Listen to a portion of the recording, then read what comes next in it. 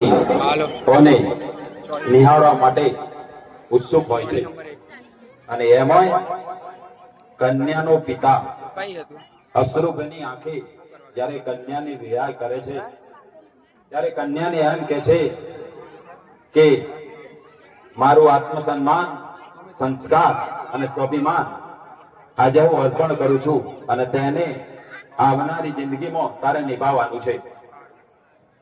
આપણું આ 18મું સમૂહ લગ્ન એ ખરેખર સફળ થયું તેના માટે આ લગ્ન કમિટીનો ખૂબ ખૂબ આભાર વ્યક્ત કરું છું. તેમજ લુણાવાડા ગામના વડીલો તેમજ લુણાવાડા યુવા મંડળ ખરેખર દિન રાત ખૂબ મહેનત કરી છે અને આ સર્વ નવ દંપતીઓનો આવવાવાળું જીવન ખૂબ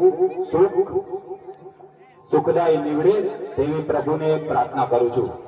તે સાથે સર્વને જય સીતારામ, સદગુરુ મહારાજ કી જય. ખૂબ ખૂબ આભાર જગદીશભાઈ.